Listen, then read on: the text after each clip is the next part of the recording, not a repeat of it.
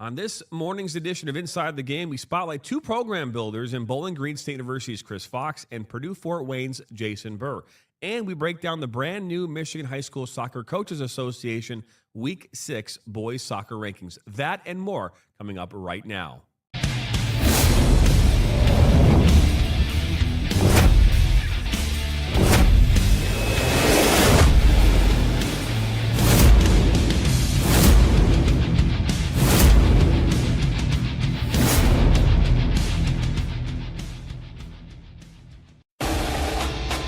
Welcome to Inside the Game on the National Soccer Network. Now, here are your hosts, Jonathan Turner and Nathan Wangler.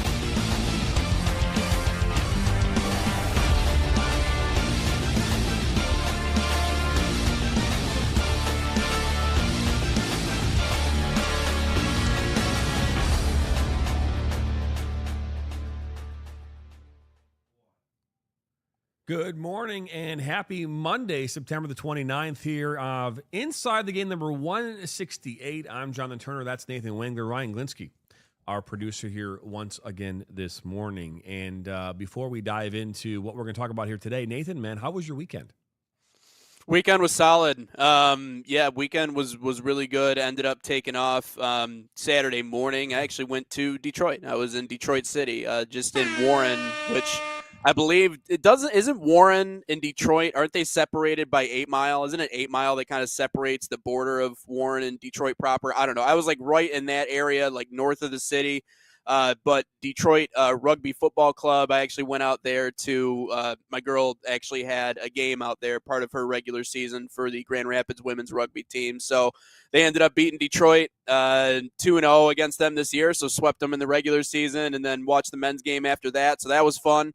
And then obviously just watching college football, hanging out, having a good September Saturday. I mean, the fact that it's 91 degrees outside is a crime. That actually makes me very upset.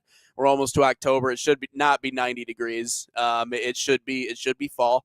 Okay, I'm ready for that. But all in all, it was a great Saturday. And then Sunday was Sunday was great too. Lions continue to cook, so that's nice to see. But when you first emerge out of baseball season, to have a weekend where you don't have to get up or go to a game is pretty cool. So this weekend was I didn't use a whole lot of body movement, no bones weekend, if you will, minus obviously the Detroit trip on Saturday. But yeah, it was solid for sure.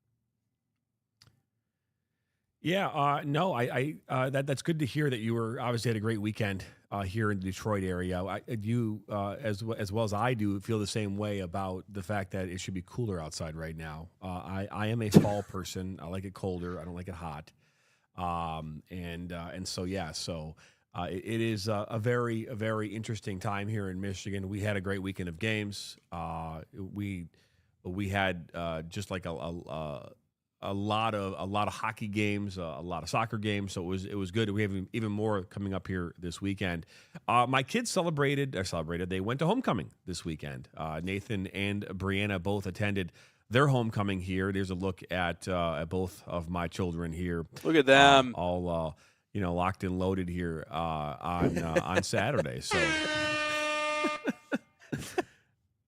But yeah, it's always I would say it's always interesting to kind of see how generations decide what dressed up looks like, and the young kids. My son got really excited about putting on a 3-piece suit. He did that, looked good. He opted to go with red Nike sneakers, which is obviously a new thing, matching his tie, which is kind of cool. And I guess the theme was like Cinderella or something like that, or maybe was it Cinderella or Alice in Wonderland? I don't know. What was it? Alice in Wonderland. There you go. Okay. Go. So, All right. So there it is. We have a great show lined up for you here this morning. We are working on getting our guests. We have two of them, Jason Burr and Chris Fox. Jason Burr, Purdue Fort Wayne women's soccer coach. Chris Fox is Bowling Green's women's soccer coach. We're working to get them here into our system. They both say that, by the way, that they're in and have been in since 8:45. So maybe I did load in new places for them to check into. So, Ryan, can you see them at all or no? No. Okay. And you've opened up our call manager and there's still nothing? The only person that's connected is the one on your screen, and that guy's name is Nate. Okay. Well, there you go. Well, here's what we're going to do. We're going to step aside for a quick commercial break. We'll try to work through some of that. When we come back here, hopefully be joined here by Chris Fox from Bowling Green University.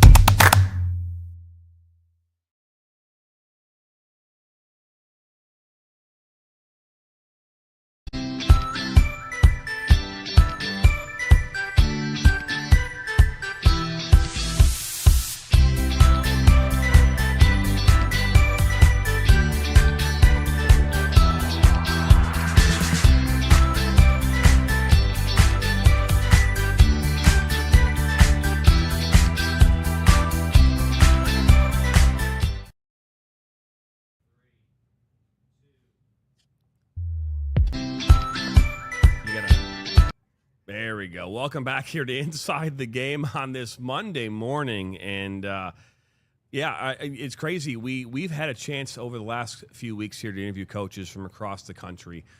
We've again the AAC, the ACC, the Big Ten, the MAC, the Horizon League. We've just gotten just about everywhere. It's been fun, and today is no different. We've got a busy day of guests here.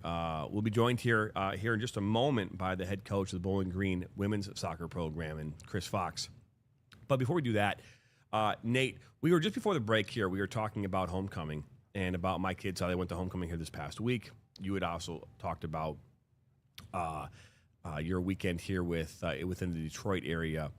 Our beloved Lions yesterday had a chance to take care of Cleveland yesterday at home, right? That grit, that Motor City grit, right? We saw yesterday. Again, a very, very good game again, and now the Lions are 3-1. And I think it's important that we talk about that because we're going to be having someone from Ohio on here in just a moment, and I felt why not talk about how we just beat up Ohio. Hey, we needed a victory because we're losing in the MLB playoffs. I'll tell you that. It's true. The Detroit Tigers did punch their ticket in the postseason. Yeah. Oh man. Yeah. But yeah. So wild card round against the Guardians does not necessarily make me feel great about anything. But yeah, yesterday was yesterday. It's the Browns. It's the Browns. I mean, are we gonna take a victory lap on beating the Browns? I mean, come on. Yeah, So maybe. I don't know. Hey, joining us man, now, yeah, Bowling Green State University's head coach Chris Fox. In year one, Fox kept the Falcons' MAC tournament streak alive and doubled down on culture and academics after entering a dramatic turnaround in Morehead State and aiding High Point's rise. Let's talk identity. Let's talk here with Chris Rise here this morning. Hey, well, thanks for having me, guys. Really appreciate it. We appreciate everything you do for the sport. Well, we appreciate you. We appreciate everything that you're doing there at Bowling Green. Let's talk about this Bowling Green side. You've taken this year two. Had a great run of it last year. Let's talk about how things are starting off here for you in 2025.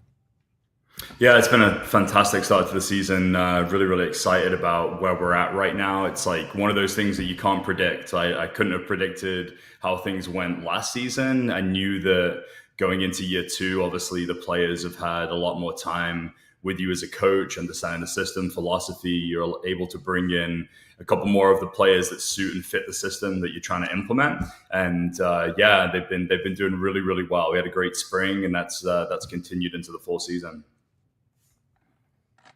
They talk about turning programs around. That's exactly what you did at Morehead State. By the way, hi, I'm Nate. Welcome onto the show. Glad to have you on. They called you, at least in your bio on the website, that you're the architect of that turnaround. I find it interesting, though, because you come into Bowling Green, and there is a reputation there. I mean, 8 straight appearances in the MAC tournament. And there's a standard. That's the longest such streak in the entire conference. So there is something there. So you're coming into a program where there has been motion for a little bit. You're adding to that. But what elements of that turnaround that you had at Morehead State are you trying to bring with you into this experience in Bowling Green, really into just year two? Yeah, for sure. I think obviously very different jobs and very different situations. I think you hit the nail on the head. I think, Morehead had finished bottom and second bottom in the previous couple of years. And, we're struggling when it came to wins. I felt like there was a lot of potential there. Obviously took a little bit of a risk. Wasn't expecting the turnaround to be as fast as it was by any means. And that's just a testament to my staff that I had, the players, the leadership on the team, the culture, and then obviously taking over at Bowling Green, just very different situation. Like you said, a legacy of championships, a lot of success. I think the most successful program in the MAC. But it was definitely, I think for me, it's about implementing, your philosophy on the field as well as off the field from a cultural perspective. So that's what I was looking to bring. And, I think I was blessed. The previous staff had recruited a lot of players that fit what I was trying to do. Already had a competitive culture for sure. And so certainly made things easier. But, year one's always tough, right? Like you've got a new team, new players, all trying to learn what you want.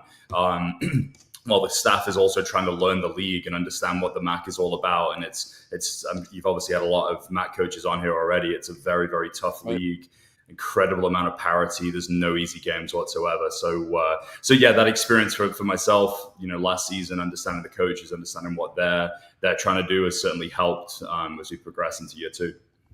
Did you sense the buy-in from the players that were already there when you first got on campus? Because I know that's important to develop those relationships right away. Yeah, for sure. I think that was great. I think they were all really interested, and obviously from a cultural perspective, it takes time.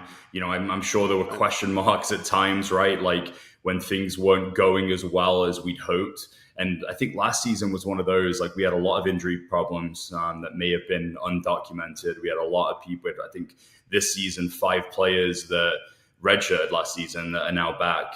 A lot of injuries, and then we had a player that went pro like in the summer that was kind of unexpected. So we're a little light in the forward line, and I think when a team is used to success and winning games, and now we're tying games, losing games that we probably shouldn't have done. Even though they wouldn't admit it, I'm sure there was question marks in their minds. And one of the things I kept on saying is that luck is going to turn. Luck is going to turn. This can't keep happening. It can't keep happening. And unfortunately, it did last season. And maybe this season we've got a little bit more luck on our side. We talk a lot about here as we've talked with coaches across the country. We've talked about the dynamics that have changed in college soccer and obviously women's soccer as well, and how rosters changes and the transfer portal and all those things. Obviously, you're in your second year. This truly, really isn't quite your team yet, right? You're still in that process of building the Chris Fox team that fits into Bowling Green. How is that looking like right now for you as you're out on that recruitment road trying to find the next player here to kind of fit into your mold? Because that's what you're doing right now. You're trying to fit players into that new mold. Yeah, no, you're right. And I think it's really difficult, to be honest, because I think we got up to like 45th in the RPI when that was released this season, which was, whether that's accurate or not, right? We'll take it, we'll market it.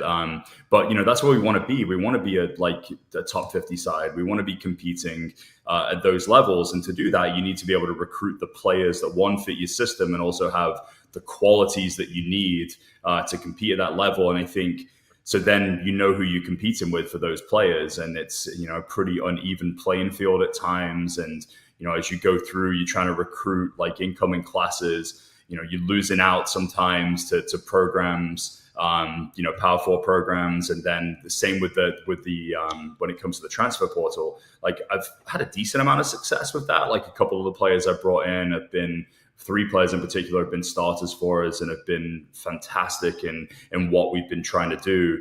But I think what people don't see is all of the phone calls, all of the visits, and all of the no's that you get along the way to try and get those players. So yeah, it's definitely an interesting landscape.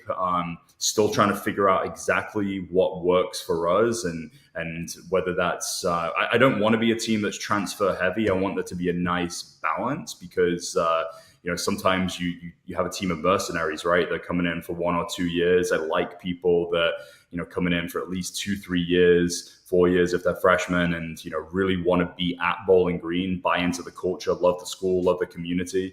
And then mix it in with internationals as well. I think it helps with standards, culture, playing style, game intelligence, things like that. Speaking on recruiting, I think fit's one of the most important things. And I know, JT, you like to ask this question, so I don't mean to cut you in line, but I am curious when you're recruiting and you're out on the trail and you talked about going toe-to-toe with certain programs and trying to convince players to buy into what your vision is.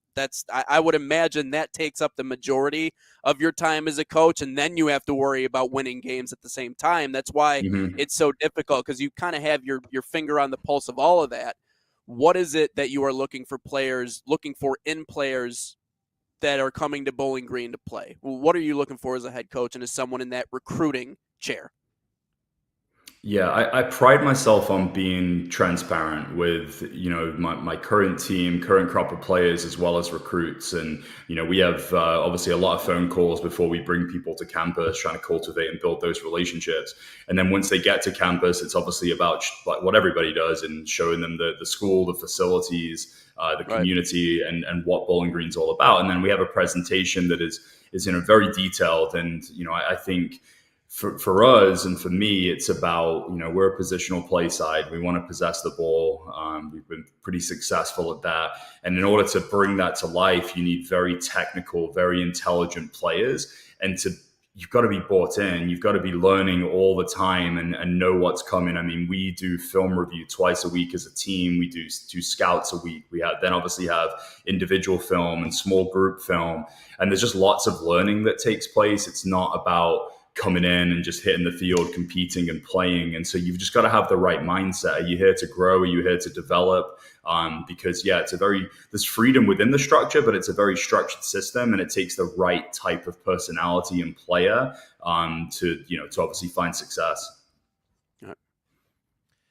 We had a chance to talk with obviously a number of coaches in the MAC. We've talked with Buffalo, and we had a chance to talk with Toledo last week. We're kind of trying to get as many people and coaches from the conferences as we can, because we like to have an understanding of the game at the conference level. And because again, I think there's this. If you are a fan of soccer, you might be more familiar with Big Ten soccer, more familiar, with the ACC. You might be more familiar with, the out on the West Coast and down south, just because those are the Power 5 type schools, because we're so used to hearing those names and those schools. How is Bowling Green trying to continue to stay, I would say, make it a destination school, right? Because we talk about that a lot. You have players out there when they're thinking about playing at the next level. I don't know if Bowling Green or Ball State or Buffalo is like their dream school, right? Unless you grew up in those towns, right? You're dreaming of playing maybe for Stanford on the women's side, maybe North Carolina, right? So how is Bowling Green trying to compete to get that type of player to think about that Bowling Green can be their dream school? Yeah, it's a great question, and I'm sure everyone has their own take on it. I think you're 100% right. Like, obviously, I think everyone's dreaming of the UNCs, the Dukes, the Stanfords of the world, the Penn States, and I think it comes down to, when we're in the mix and talking to recruits, a lot of times they are talking to similar programs, like at our level and obviously above. And so what we're trying to do is separate and, I guess, differentiate what makes us special. And I think Bowling Green is a fantastic town. Like, it's a great college town, campus community. There's our fan base is tremendous. The community's great, very supportive. I think we've got lots of support within the athletic department that really want to see you be successful. I think I was very attracted by that with the people in particular, especially the athletic director. I think he has a clear vision. The president of the school, the enrollment is record numbers right now, and I think that's something that's maybe not happening across the country, and in terms of not having enough beds sometimes for all of the students that are enrolling, and so that growth was exciting. And I think what you're going to get then from a soccer perspective, and I think what differentiates us is, our culture. I think I say that to everybody I talk to, that our culture is the foundation of everything that we're about. And I think, if you have a positive culture, I think that ultimately then helps teams, from the mindset, the mental side, then that helps them perform at the highest level, both individually and technically. So I think it's the culture, and then it's the playing style. I think, some would deem my philosophy a risk with our building and the amount of passes and where we pass the ball and everything else. But it's what I believe in. And I think, obviously a lot of teams in the club environment try and possess and try and play. And I think you're probably aware, like, even at the highest level, the Division I women's soccer game can be pretty direct, pretty transitional about physicality and athletes. So we're just trying to differentiate ourselves there for people that want to play. And then I think, there's obviously the pathway to pro as well. Myself, my staff, we're pretty connected internationally. I think we've had 10 players in the last 5 years that have gone on to play professionally. I had a number when I was at High Point as well. And so I think those are the things. It's the culture, the playing style, and the pathway to pro. I'm going to put you on the spot here really quick. I know our producer, Ryan, wants to ask a question, but what's your favorite success story as a coach so far? Yeah, I mean, it has to be what we were able to accomplish at Morehead State, for sure. Like, I think taking a team that finished second bottom in the previous 2 years to, like, I think it was third in semifinals in year one, and then second in championship win in year two. And again, that was a testament, honestly, to the players. Like, they're the ones that bought in, like the captains, the leadership group, what they did to kind of raise the standards and drive people forward and galvanize the group off the field. Just testament to them. But no, super, super exciting and super proud of the accomplishments that myself and my staff had there. Hey, Coach. Ryan here. I am a CMU grad, and I did all of CMU athletics, so I did all of CMU women's soccer games last year. Exciting game last year, and I saw you got your revenge yesterday. Not exciting for us. But my question for you is I was most impressed with your side, covering 4 or 5 or 6 different MAC games. I was really impressed with what you did. And, being a first-year head coach, like I was not really expecting the way that you guys played in that game. Butera was fantastic in that game. Stransky was fantastic in that game. There's another player, but I know I'm going to butcher her name because I butchered it the entire time last year, but her first name was Alexis. But my question for you is, what was the early struggles in kind of implementing your system? You mentioned that you want to be a very possessive team, and if I was a coach, I'd love to play that way as well. But what was the early struggles with that system? Did you kind of, butt some heads with a couple of the players? Like, how did that work? Yeah, well, thank you for the compliment. First off, yeah, that was one of the games we certainly wanted to get back last season. A difficult one. I think we had 75% possession and had 2 shots against us on goal and conceded 2 goals. It's like, what is happening here?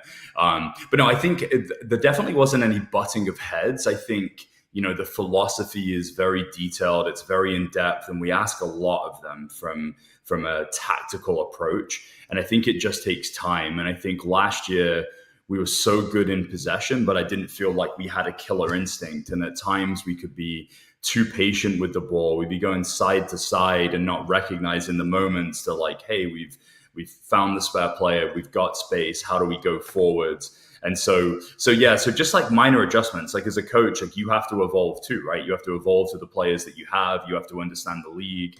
And so I think that's the difference when you look at last season's performance and this season's performance. Like we're still the same team. We're still possession oriented. We're still playing through the third.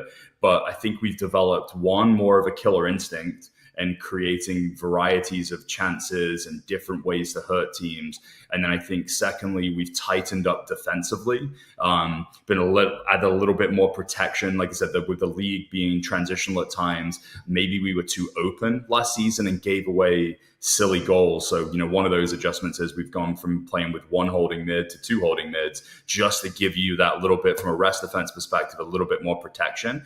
But then also, a little bit more dynamism and dynamic play in the final third. So I think, just couple that with, players' experience and new players coming in. I think it's been really good. We always end our interviews here on Inside the Game talking about food. We think it's what brings people together. I make this comment I think every day, but the only thing that really brings people apart when it comes to food is whether or not pineapple should go on your pizza. That would be the only real thing, I think. But yes. With that being said, obviously your second year Bowling Green. He says no to pineapple on pizza. Mm-hmm. Okay. That's emphatically emphatic. It was funny. John Cena actually said, I'm not a big fan. I'm not using a lot of John Cena quotes in my life, but this one I actually saw the other day. He said that there's one way to get me to not to have a slice of your pizza, that's to have pineapple on it. So if you don't want to have anyone's grab that slice, just put some pineapple on it, and that pizza's probably safe from that person. But with that being said, you're obviously second year Bowling Green. You're making your way on campus. Where is it that you found is a great place to go after a game or get ready for a game to have a good meal? In Bowling Green in particular, like I loved a place called Juniper. Like it's kind of an interesting spot. Like it's kind of a coffee shop and a brewery and a restaurant all in one. So like you could go in the middle of the day and you've got some people having a beer and some people having a coffee. But no, I think they've got great coffee, great beer, great food. Really, really cool spot. And so that would be my go-to in Bowling Green. Ooh, all right. That's actually really cool. Really cool. A beer and a coffee simultaneously. Probably not together, but it depends on the time of day. That is definitely a crime. But hey, no crime here, Chris. We appreciate you stopping on by here today. We wish you and Bowling Green much success here the rest of the way. Currently 7-1-3 overall, 2-0-2 in the MAC. Again, you beat Central Michigan University here yesterday 4-0. I'm really excited about that, by the way. That does not get a horn. That does not get a horn. It does. That's because Ryan is here to our left, and so yes, we can actually give him some. Sorry, he wasn't accepted to Western. That's why he went to Central, according to Lewis Robinson. So just I didn't even apply to Western. I applied to Bowling Green though. I got in there. I love that. Chris, have a great rest of your day, and again, much success here the rest of the way. Thanks for having me, guys. Really appreciate it. You're welcome. Thank you, sir. See you. That's Chris Fox here from the head coach of the women's Bowling Green program in the MAC. Again, they're doing really well. I mean, he's doing a great job there in Bowling Green, and they continue to show what they're made of. They're currently 4th right now in the MAC. Don't go anywhere. We're on the other side of the break. We're joined by Jason Burr, the women's head coach of Purdue Fort Wayne and the Mastodons. Be back here after this. Experience the thrill of the game like never before with NSN's Game Rewind.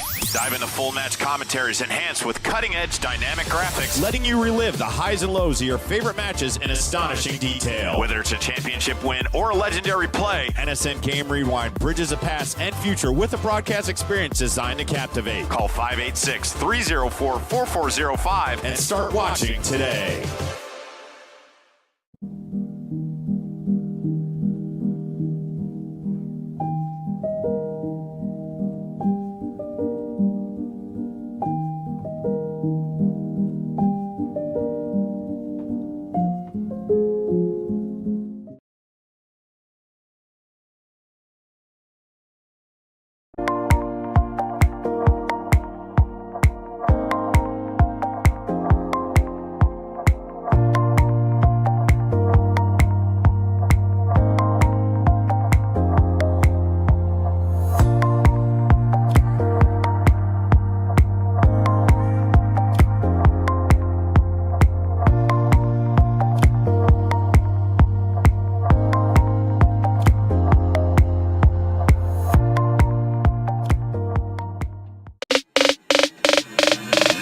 All-out battle of skill, passion, and determination.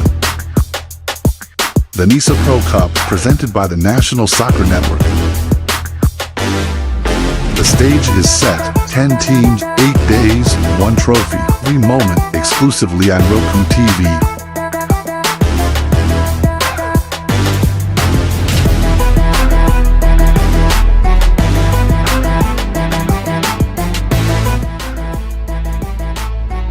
Kicks off October 13th on the National Soccer Network.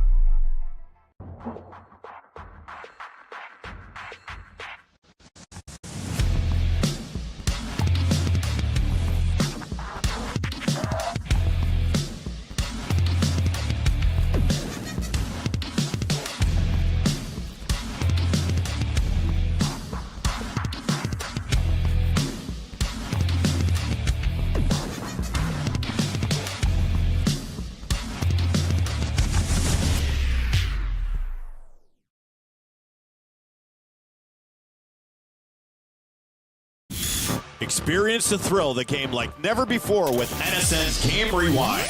Dive into full match commentaries enhanced with cutting-edge dynamic graphics, letting you relive the highs and lows of your favorite matches in astonishing detail. Whether it's a championship win or a legendary play, NSN Game Rewind bridges the past and future with a broadcast experience designed to captivate. Call 586-304-4405 and start watching today. Experience the thrill of the game like never before with NSN's Game. Welcome back here into Inside the Game on this Monday morning, the 29th day of September. And we were just here joined a moment ago by Chris Fox. And now Jason Burr will join us from Purdue Fort Wayne. Jason Burr has guided Purdue Fort Wayne since 2014, Horizon Coach of the Year in 2022. With a program identity built on resilience and academics, we welcome in now Jason Burr. Jason, welcome to Inside the Game. Oh, we had levels, and then we didn't. Sorry about that. Oh, there we go. You would think with technology, COVID, everything else, we'd have this figured out by now, but obviously not. Thanks for having me, guys. Well, thank you for joining us. And, you know, we were just talking, obviously, with Chris Fox from Bowling Green State University. We've had a chance to talk with a number of coaches throughout the Horizon League and MAC, and we're having a blast while we're doing it. And so the first thing I want to ask you is this, Jason, is talking about this, the dynamics of soccer right now in this country. What has been the biggest obstacle you've had to overcome here since starting in 2014 with Purdue Fort Wayne? That's a great question. I think as it relates to Purdue Fort Wayne specifically, you are in a situation where you have a relationship with the main Purdue campus over in West Lafayette, Big Ten campus, and When I first got here, we were known as IPFW, which was Indiana University, Purdue University, Fort Wayne, which was a mouthful back then. Ooey pooey. So I'm glad we don't have to go through that any Ooey longer. pooey, yeah. But yeah, well, hey, now that's the one down in Indy, so that they're different from us. I know. Yeah. So with that, I think that was probably the biggest thing that we've had to deal with in my time here at PFW is kind of explaining what that meant to recruits, their families, knowing that they could get a different degree depending on which direction they went. And so that explanation was always a challenge for us when I first got here. But then when things got streamlined and we went directly with Purdue University and that solved a lot of those issues, I think that simplified a lot of the chaos that we had on our campus. Having said that, I think nationally, as it relates to the game and everything that's going on with college soccer right now, you deal with the transfer portal that has become a major influencer for a lot of programs nationally. It actually is not something that we deal with a lot here at Purdue Fort Wayne, and we can get into later, but between that and now the house settlement and NIL and everything that comes along with that, the landscape is drastically changing. And I think coaches day by day, week by week are trying to figure out how to navigate those changes. But those two things have probably been the biggest obstacles and hurdles that we have faced over the last several years as college coaches. How does that change the way you approach players, or that you go about getting players to come to your program? Everything we talk about with recruits, with our current players, everything is relationship based. And so if you look at the history of our program, we have lost very few players. I think we've lost 2 on the transfer portal going to other programs to play and continue their career. So it's very rare that we have players that leave our program to go somewhere else and continue their college soccer career. And in turn, we actually don't bring a lot of players into our program from the transfer portal. It's something that, again, for us, building that relationship with players during their club and high school careers, getting to know who they are as people, letting them into our program before they even step foot on campus is something that has been very important to us. So honestly, as it relates to the transfer portal, we're always going to keep an eye on things. There are players that we've recruited out of club that college coaches are always told no way more than they're ever told yes as they go through that college recruiting or that recruiting cycle with recruits. But with that being said, the relationships that we are building with those recruits, their families, the club connections and high school connections that we have, that's something that, again, we don't have to deal with on a very big level. And again, when our players get here, our current players on our campus, that relationship is something that is very important to us. We aren't the type of program that are always just looking for that next group of player, that next group or crop of players to come in and help improve our program. We're looking to continue to build and strengthen the relationships we have with the current players. And I think that affects what they do when they leave our campus and the relationship that we have with those players when they become alums of our program. Oh, and you've been here for a long time too, now over a decade in this position, and I think that's really impressive, especially when you consider you've been to a lot of different places. You know, at first I had to mention, you know, you won a national championship at Lindsey Wilson. I graduated from an NAIA program. I love my NAIA people, and it's cool to see them obviously go on and have success at higher levels. But Western Kentucky, Thomas More, Illinois State, Arkansas State, Northern Illinois. I mean, you've been a lot of different spots, and now you've obviously been here since 2014. What has it been about this program, this place, this community that's kept you in this chair for as long as you have? It's a lot of positive change. A lot of positive momentum has been occurring in the city of Fort Wayne in general on our campus. Yeah. We have a lot of growth and development. It seems like most of you guys are from Michigan, so we'll give you a little bit of credit. I think Fort Wayne is trying to emulate a lot of those medium-sized cities up in Michigan, like Grand Rapids and places like that. So I think there's a lot of positive growth. We're bringing a lot of big corporations into the city. But having said that, I think Fort Wayne is the type of place that there are a lot of locally owned stores, restaurants, bars, cafes. It's not a big chain type city, even though they've got 300,000 people. They focus all their energy with minor league sports teams, and we've got a lot of great concerts that come through. So it's just been a really thriving city. That's something that I was always looking for. I've enjoyed my time when I was at Northern Illinois and I was in DeKalb, Illinois, and in that college town. That was great. Jonesboro, Arkansas, at Arkansas State, college town. It was great. Normal, Illinois, for Illinois State. Like, those college towns are incredible. But for me, I tend to enjoy being in a medium-sized city where you've got a lot going on and there's a lot for your student athletes to be able to do. And so we have great support from the city for our university. We're the one Division I program in Northeast Indiana, and so we're able to hang our hat on that. And we get a lot of support from the city of Fort Wayne, but there's a lot for our students to do besides just traditional frat parties and go to the same places. It's a good time for our players to be able to be in a safe environment and have a lot going on. So there's that growth, but I think you're seeing a lot of that same growth within our university as a whole. We are building a brand new residence hall on our campus, which has been something in the works going on 5 years now. We have been overbooked with our housing for a long time. And so that's a really great, exciting new project on our campus.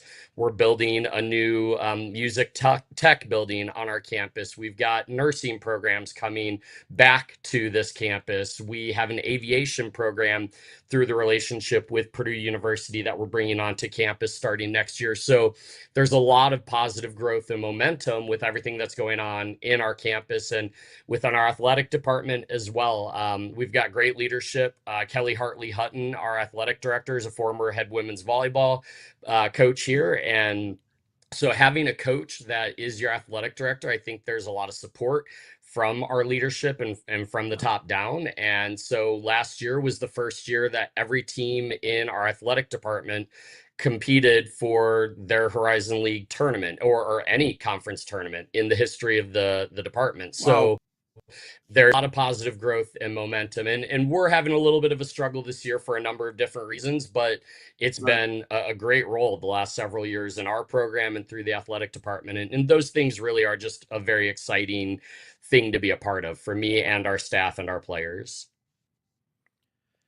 You know, we talk about this all the time. The Horizon League is such a very competitive league.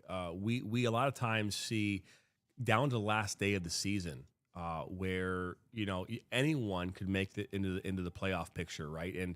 And last year you finished kind of middle of the pack, right? You finished with 12 points. You're 4-6 in the Horizon League, and again coming down to that last day, right? That last day of the season.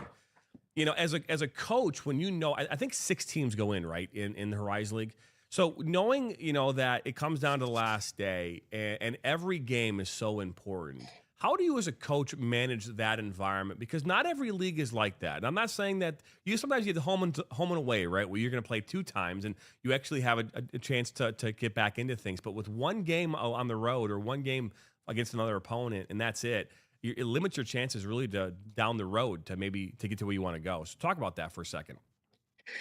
Yeah, it's an extremely competitive conference. I came here, I did a quick stop at a Division III Benedictine University in between being here in Northern Illinois. And I think the MAC, there's a lot of similarities there with that as well, that those conferences are very tight in our league. Everyone's chasing Milwaukee. There's no secret about that. They've won the league title the last 7 years. I think it's something like the last 13 of the 15 years they've won the league title. So everyone's chasing Milwaukee in our league, but we've had some programs that have done some great things. You look at Northern Kentucky and the stability that Bob Sheehan has brought to that program over the years and making the jump from Division II to Division I and continuing the success that they had at that level. Devin up at Oakland is starting to try to turn that program around. But yeah, any given day in our league, anyone can beat anyone. And I was just talking to Kevin Boyd at Milwaukee this weekend. We were just up in Wisconsin doing the Milwaukee Green Bay little cycle. But with that being said, it's a very tough league. It's a very demanding league. But one of the things I really like about it, and I think that makes us a little bit unique as a conference, is our scheduling isn't just Thursday, Sunday, Thursday, Sunday. So you know you're going to be on the road for every Thursday, Sunday, or home for every Thursday, Sunday. This weekend, as an example, we travel up to Oakland for a Saturday game. And so there are some in-conference opportunities where you're going to have a single game week and you get to focus all of your energy and all your enthusiasm on that one game. And I think, again, that's what happened to us last year. We went into that last game and we needed a result against IU Indy in the last game of the season. We end up with a 3-0 win at home, and it propelled us into the league tournament. And that was the third time in 4 years, which has never happened in program history. So it's something we're really proud of.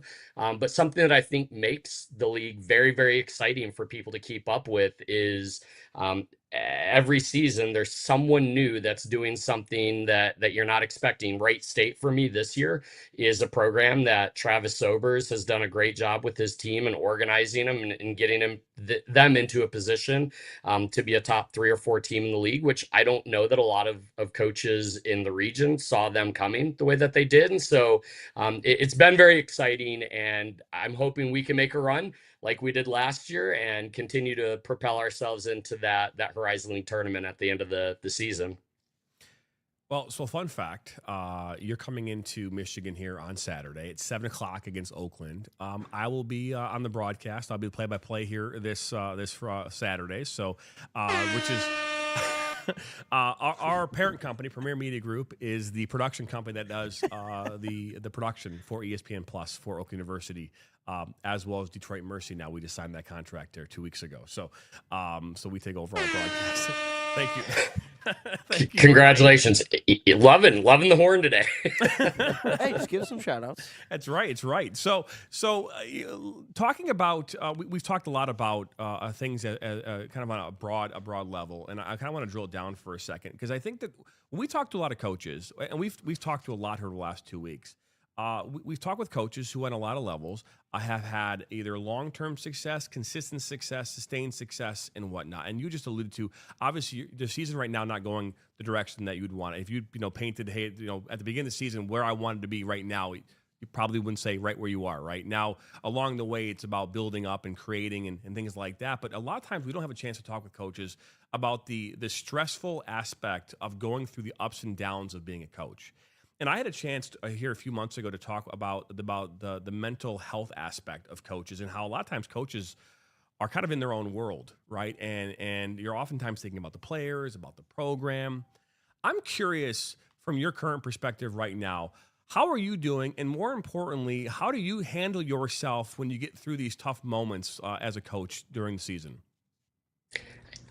For me, I think honestly, it's always about supporting the people that I'm around. I was raised in a military family. My dad was in the Army. My mom, while she worked a little bit, was pretty much a stay-at-home mom. And she was a little bit more of the authoritarian of our family and would crack the whip a little bit. But I think being raised in that environment, it gives you a different perspective and a different ability to look at things and what those struggles really mean. And yeah, it's difficult. We're all very competitive people. We all want to win every single game. But at the end of the day, there are a lot of bigger concepts that we try to kind of relate to our players and remind them about, and finding the joy in things. Right now this season, we're kind of calling it finding our yellow.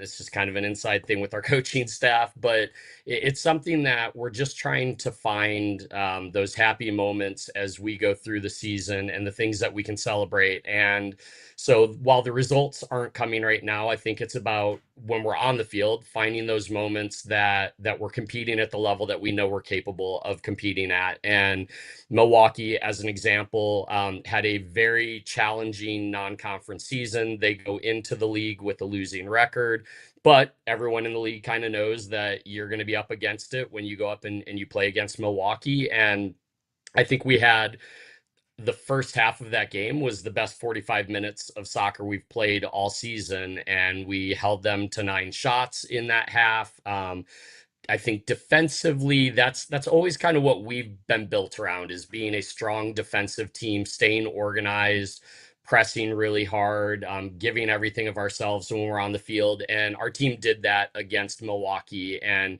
made things very challenging for them. I think in the second 45 minutes, they came out and it changed a little bit, but we were really proud of that 45 minutes. And we talked to our players a lot about that. Same thing, Green Bay, really hard fought 90-minute game. We end up giving up a losing goal in the last minute of the game. And that's very difficult and it's challenging. But I think it's for our players about realizing that we played 89 great minutes of soccer, and how do we complete that last part of it to make sure we're getting results on the road, which is a very difficult thing for any college program, is to go get results on the road. And so we're trying to find those moments. And again, for me, I think being raised in a different environment than most others, it just gives me a unique perspective to know that we've got soldiers out there risking their lives for our country and for the person next to them. And while that is what it feels like sometimes for us, at the end of the day, we're doing something that we love and that we're passionate about and that we find joy in. And I think it's important to always reflect on that, even when things are going really, really difficultly or really poorly. We've got to remember the reason why we started getting involved in this game when we were that 4, 5, 6-year-old kid, and the joy that we had when we were out on the field. And while it can be difficult sometimes, I think it's important to reflect on that when things aren't going extraordinarily well. I think perspective is really important, and I think it's important that you mentioned that. And it's easy to forget about that too. You know, you're playing a game, and that's, you know, at its very core is something that's a great thing to do. It's great to have the privilege to be able to do that, even with what we do, getting to talk to coaches and cover different teams. You know, yeah, there are stressful elements to it, but could be a lot worse. It always could be a lot worse. So I think that's always important to remember and keep in the back of our heads. As we start to wrap this thing up, we always ask coaches this question, and I do think it's funny because we travel to a lot of different places. So it's good to have in the back of our head where we should go to get the best food in certain areas. Now, I know you've been all over the place, right? You've been to different parts of the country. So depending on where you've been, there's a different answer to this question. But in Fort Wayne, and I've been down there a few times because I do professional baseball. The Fort Wayne Tin Caps are in our league. So I've actually been down a handful of times. I love that area, love the ballpark, love the downtown. It does remind me of Grand Rapids a little bit for sure. But what's your favorite spot to go get some food in Fort Wayne? You know, my favorite spot, like, there's a place called The Landing now. It's a new area in downtown Fort Wayne. They've got a lot of different restaurants down there. The one that I prefer, I love Mexican food. So there's a place called Mercado down there that's absolutely incredible. But yep, I think I'd be remiss. I'm not an Indiana native, but obviously we're known for our pork tenderloin here in Indiana. Oh, yeah. There's a restaurant called Don Hall's. There's a few locations around the city of Fort Wayne, but apparently have incredible pork tenderloin sandwiches. So you're going to make a trip to Fort Wayne, I would say hit The Landing, or maybe go to Don Hall's and get yourself a pork tenderloin sandwich. I got a Savvy Slider the last time I was down there. I did a little Midwest League food tours. Those were pretty good too. I mean, it was a little place, but I loved it. So home of the slider too, apparently. Gotta love it. I mean, that, you know what? Fort Wayne is a place of hidden little gems. It's incredible. That's exactly it. Well, Jason, we appreciate you stopping on by here today and being a part of this. We wish you and the Mastodons much success here the rest of the way, and I will absolutely be seeing you guys on Saturday at 7 p.m. at Oak University. Thanks a lot, guys. I appreciate it. Jonathan, look forward to seeing you this weekend and appreciate the time, guys. Oh, by the way, definitely yes, pineapple on pizza, 1,000%. Yeah, hey, my guy right there. Wow, dropped the bomb. It's great because, again, now you like barbecue sauce on that as well, because I know that the traditional pineapple pizza might have barbecue sauce instead of the pizza sauce. No, so I'm a big spicy guy. So throw some jalapenos, some pineapple, just regular pizza outside of that, and you get a little bit of sweet, a little bit of spice. It's perfect. Sweet, savory, and spice. That's what I'm saying. You get the combo of everything. It's perfect. Love it. Brilliant. Love it. Jason, thank you very much. Have a great rest of your day, and good luck here the rest of the way. Thanks a lot, guys. Appreciate the time. Have a great day. You too. Yes, sir. It was just said there here. You heard it first here on Inside the Game. Bowling Green, Purdue Fort Wayne's head coach, Jason Burr, wants pineapple on his pizza. Wow. I love it. Hey, don't go anywhere. When we come back, we have some highlights here from this weekend. We have an unbelievable goal that took place here in the high school game this past week. We'll dive into that. And the Michigan High School Soccer Coaches Association Week 6 boys soccer rankings coming up after this. Are you ready to create unforgettable moments for your audience? NSN offers professional live streaming and full broadcast services tailored to your needs. From high-quality production to exceptional coverage, we ensure your game or event becomes a spectacle to remember. Book your next game with us today. Call 586-304-4405 to schedule your broadcast and let NSN bring the action to life like never before.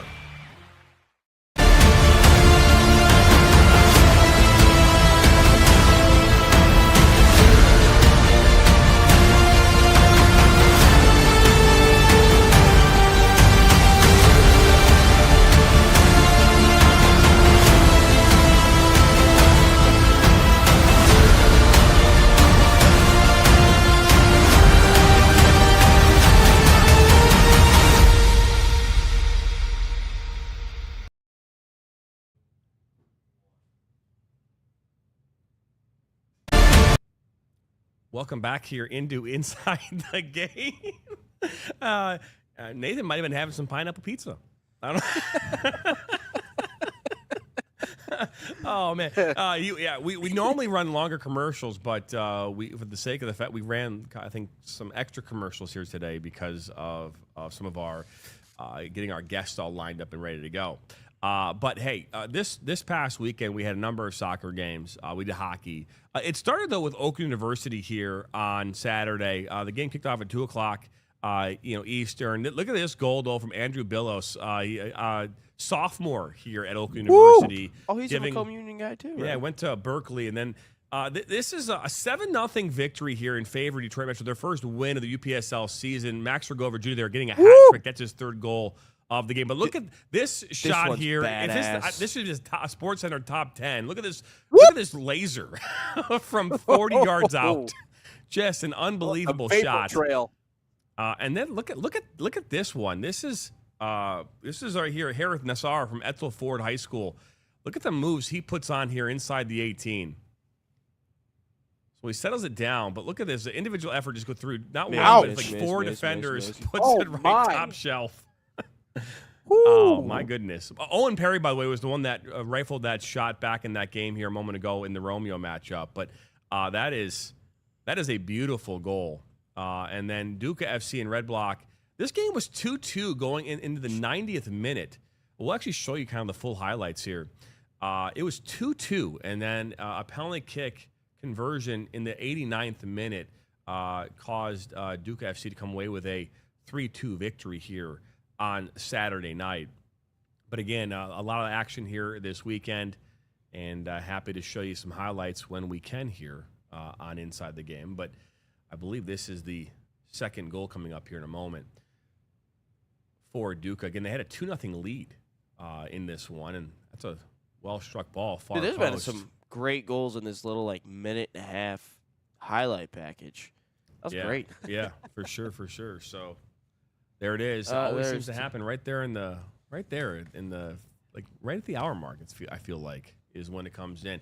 Hey, let's take a look here at the Week 6 rankings from the Michigan High School Soccer Coaches Association. We will start with Division 4 as we do every single week. Put those up on your screen.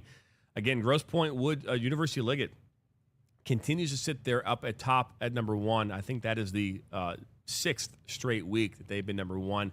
North Muskegon, Granville Calvin Christian, Plymouth Christian, Royal Oak Shrine Catholic, Western Michigan Christian, Lansing Christian, Harbor Springs, Clarkston, Everett Collegiate, and Kalamazoo Christian, all there in the top 10.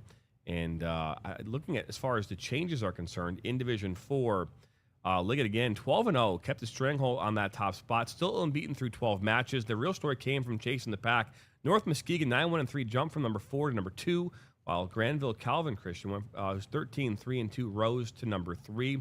The bottom of the table saw shakers as well. Clinton, 15-1, entering the rankings for the first time this season at number 15. Unbeaten and surging, Allen Park Intercity Baptist also climbed back into the poll at number 12. Dropping out were Wyoming Potter's House Christian, Hillsdale Academy, both sliding to honorable mention, and Byron Center Zion Christian also joined that list.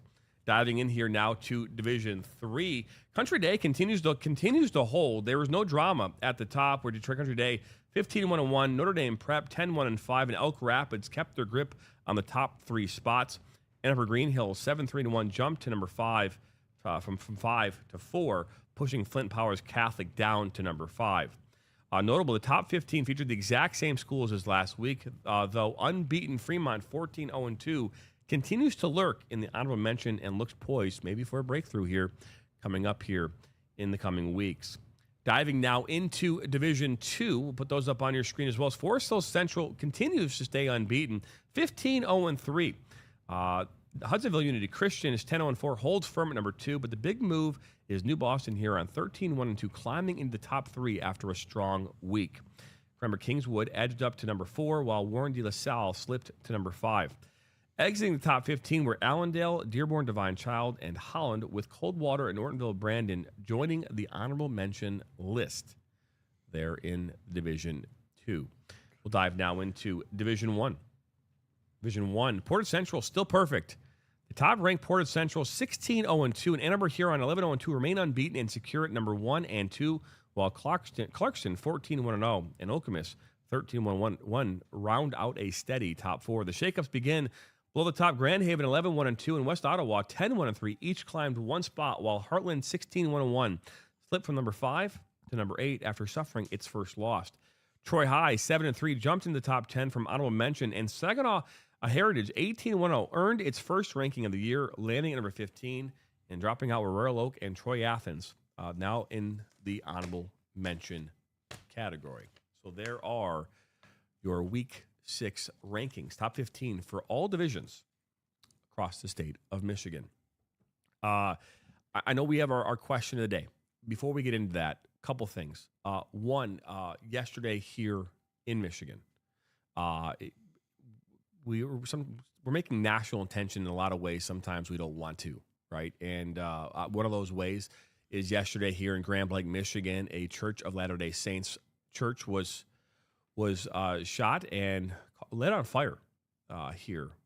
And several victims. I think the last time we heard, there were a total of 4 people that have passed away as a result of this mass shooting here in Michigan.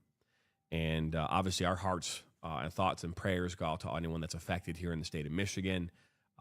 It is not something that any of us want to talk about on any level. I think the one thing I'll continue to say, and Nate, me and you were talking about this before the show, is that I think I'm at this point where we are no longer shocked or surprised, right, when things happen. I think the shock and awe, about these types of events, it just seems to be kind of like a daily thing, right? And we're so accustomed now to being a part of it. And because of that, the response to it, right, from media and people around the world, and how it's immediately about this side or that side or anything else.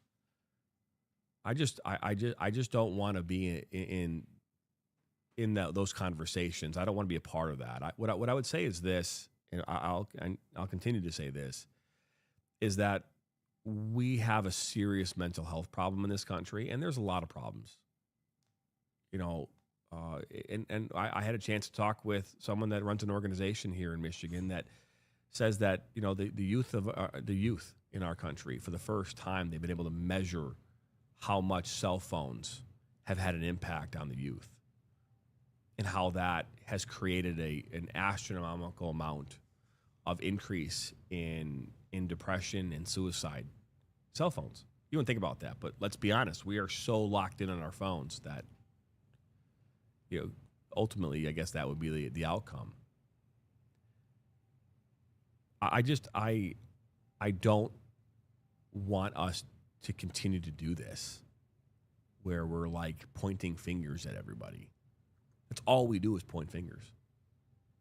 That's all we do. We Yeah. point fingers, we yell at the top of our lungs, and then nothing changes. Nothing changes. And it as a father, as a husband, as someone who sits in this chair, as obviously someone who has to voice and talk about things that are going on in sport, I'm dumbfounded that we're here. We continue to be here. And for the longest time, I oftentimes say, well, thank goodness it's not happening here. I think a lot of us probably said that once upon a time. Well, thank goodness it doesn't happen in Michigan. Thank goodness it's not happening in my town. My kids just went to homecoming here on Saturday. And last year, that homecoming event was one of the most traumatic days that my children have ever experienced in their entire lives. All because balloons went off in the building and everyone thought they were gunshots and the entire school cleared out. Panic. It was on the news. There were multiple false alarms that week that kind of led, I think, up to that. So everyone was already on nerve. And so, like, that's what they went through last year. And because they're being trained. Right? They're being trained to respond and react and hide and to run out of their school. Right? And that's what our kids are being trained to do. I never went through that growing up. I never went through those trainings. We did tornado and fire drills, but never did a mass school shooter training drill. Yeah. But all of our kids have to go through that. Mm-hmm. Again, we don't pretend to be the people here who have the answers to all these problems, but something has to give, you know. And I asked my kids point blank these questions. I asked them. I said, you know what? They want to just be kids. You know, kids. We just want to go. I just want to be able to go to a restaurant, or go to a church, or go to anywhere for that matter, and not be thinking like I do now. When I go into a restaurant, I go into a church, I am thinking about exit strategy. I am as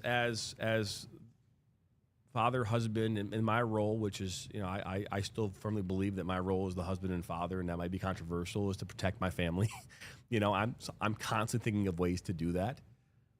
And I shouldn't have to be doing that when I go into a church. I should not be thinking about that. But because of these situations, we have to. And so I just, it sickens me. My heart is obviously I feel for every single person that had to be involved in that yesterday, the families and the friends and the members of that church that had to experience that unfathomable experience yesterday. The first responders who were there within less than 30 seconds, by the way. I mean, that's an unbelievable response time, by the way. I mean, that's unbelievable. But our thoughts and prayers are with the people of Grand Blanc, where we've done many soccer games and where we cover the Flint City Bucks, which is about 10 minutes, 15 minutes from Grand Blanc. Something's got to give. And we got to stop blaming. Stop pointing fingers. My dad once told me this, and it's true. He goes, you can't reason with unreasonable. And you can't explain the unexplainable. And I think more importantly, insanity is insanity. I mean, there's this component to where we try to figure out why. No, I mean, you can't reason with it. If someone is willing to do what happened yesterday, like trying to grapple with that, I mean, I don't know if you even can. I mean, because what have we learned? What have we learned in all these years of all these shootings? Is that people are people, and they make terrible decisions, and they are in bad places. Just gotta find a way to solve it. Yeah, I mean, I think it's just symptomatic of a much larger issue, and that's That's the bureaucratic mess that we find ourselves in. People don't get the help they need. People get forgotten. People get left out. We know that obviously the middle class in a lot of ways is just evaporating right in front of our eyes. The financial economic situation in the country right now is at a level that is unprecedented. And that drives people to do stupid things and put themselves in bad positions. And, I know more than a few that it is a mental health crisis, yeah, but we can't just draw the line there and say that that's the reason why stuff like this is happening. I think it goes a lot deeper than that. And again, we don't have to unpack all that. I'm not really in the business of trying to digest all that or find the answers to what's going on. But what I can say, and we said it earlier, like every place, every country has their own issues, but this is our issue because it's the only country in the world right now where this type of stuff is happening. So I, at least, in terms of, exactly where I'm going with that. But yeah, I mean, obviously we feel for all the people in those spots, and you're right, JT. I mean, obviously, I think since COVID, I haven't really been the same in terms of wanting to go to public places. And there are certain situations, like a ball game, whatever, if I'm calling it and I'm up in the suite level or even like wherever, that's a little bit different. Obviously I'll go to weddings and I'll go to, a bonfire in the middle of a nowhere town here in Michigan, things like that, a little dive bar in the corner. That's one thing, but certain settings I refuse to put myself in because of this reason. And yeah, we are getting to that point now to where it's actually not crazy. It's actually smart to think about that type of stuff. And, I think obviously our exposure with social media to everything that's going on all the time, where we're seeing more of it, and maybe technology has a role in it, but I think there is a growing gap, exponentially so, between the people that have and the people that have not. And a lot of times when you get people who feel disenfranchised and feel like they have nothing to lose and they have access to certain things like that, that's a kettle cooker for bad results. And so where does it start? Where does it end? How do we fix it? Again, I'm not sure. But you're right. It is a mental health crisis, but I think that's just symptomatic of a much larger issue. Ryan, question of the day. All right, question. That was a quick transition, but before we get into question of the day, Salt Athletic, an official sponsor, was here at NSN. Use promo code NSN15 to save 15% off. Scan that QR code or visit saltathletic.com today. But Nate, baseball's your thing, I know. So let's start with you. But the question of the day is, what is your Tigers playoff prediction? I'm happy. I'll say this. I'm happy I don't have to wave the pom-poms on my show. Like, I go on other shows, and they're like, what are we talking about? And, what's the end of the season going to look like? And I'm like, we're going to win a World Series. It's going to be great. There's going to be rainbows and puppies and hugs and kisses and, beer and champagne. And it's going to be great. But on my show, I don't have to act like that. So here's my prediction. I think it's going to go to 3. I think the Tigers get 1 win in the wild card round. I think it will go to a game 3. But the issue with playing Cleveland, and if you just really break down the numbers for individual players against only the Cleveland Guardians, Torque, Riley, all those guys, anybody that means anything to this offense falls off a cliff when it comes to playing the Cleveland Guardians. And when the game means something, it's even worse. We cannot figure out how to beat this team.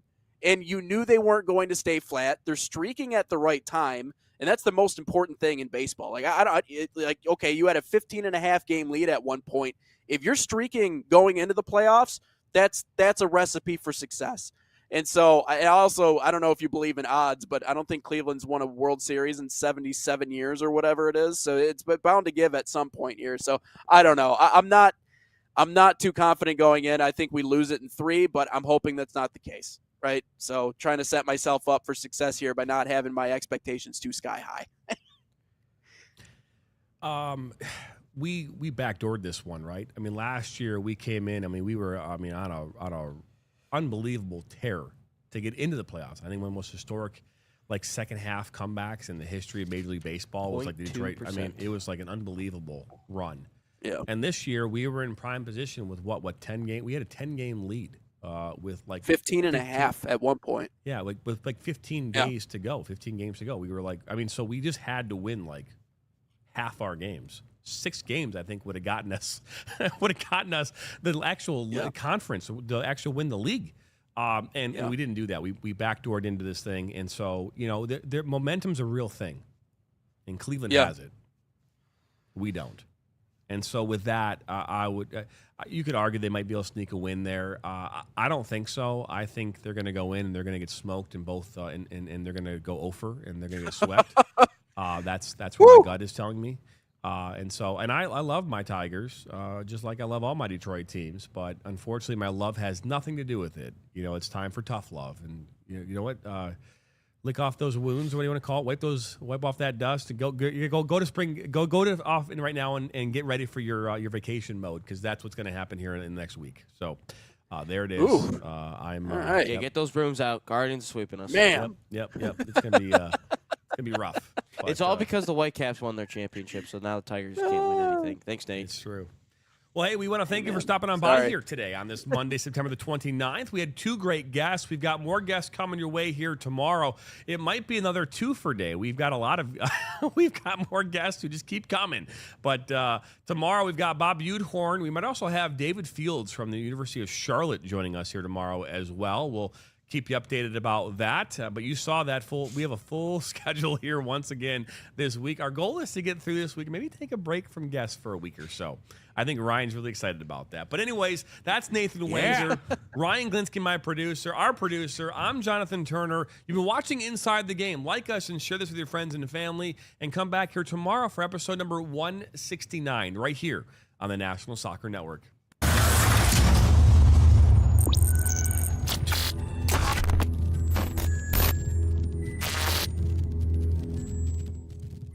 From the biggest matches to the hottest takes, Jonathan Turner and Nathan Wenger bring you the stories, the analysis, and the edge you won't get anywhere else. Streaming live weekdays at 9 a.m. on YouTube, Roku TV, Facebook, Twitter, and all major platforms. No filters, no fluff, just real talk, real soccer. This is Inside the Game.